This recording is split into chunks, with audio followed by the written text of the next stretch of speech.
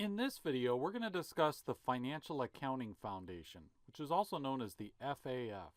So the FAF is a nonprofit that has two components. So there's a board of trustees, which is about 14 to 18 trustees at any given point in time. And then there's also a management team that runs the FAF on a day-to-day basis.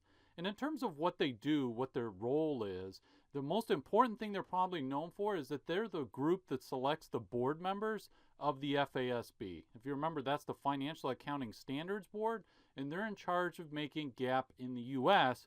for companies, right? But we also, there's another organization we haven't talked a lot about. It's called the GASB, the GASB, the Governmental Accounting Standards Board, and they actually create GAAP for state and local governments in the United States. So when we think about companies, we think about the FASB. When we think about state and local governments, we think about the GASB.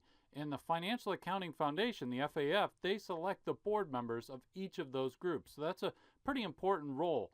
But not only do they pick the board members, they also provide oversight.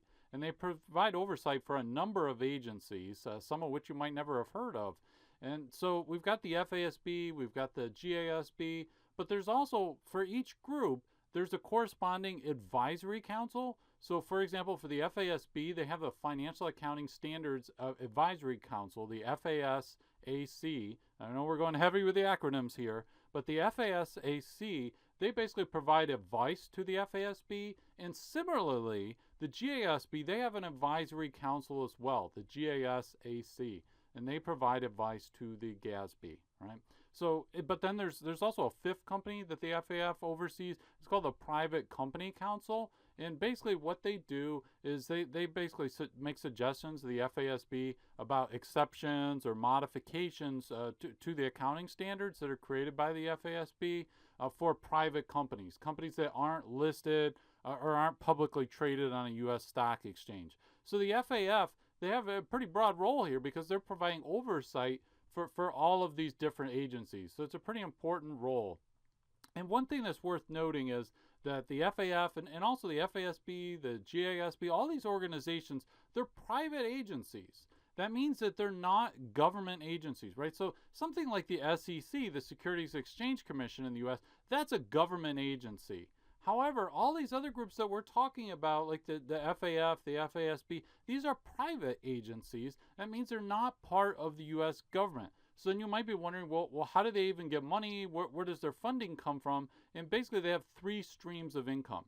One is accounting support fees, and so that for the FASB, those support fees come from publicly traded companies, and then for the GASB, they come from like municipal bond brokers and dealers. They pay these support fees, and that's the biggest source of revenue. But they also get revenue from subscription and publications. So the FASB, for example, can sell access to the codification and stuff like that, right? So they can get money from that, so they get revenue, and then also from the money that they have, that they invest it, and they can get investment income. So the important thing to note is that these are all private agencies that they're coming up with their own streams of funding, which is really unique because we have in the United States for U.S. GAAP, we have this public-private partnership where we have this government agency, the SEC, that is delegated responsibility of accounting standard setting to the private to these private agencies, right? We've got the FASB and the GASB, and then we've got the FAF providing the oversight and so forth, and selecting the members of these other groups.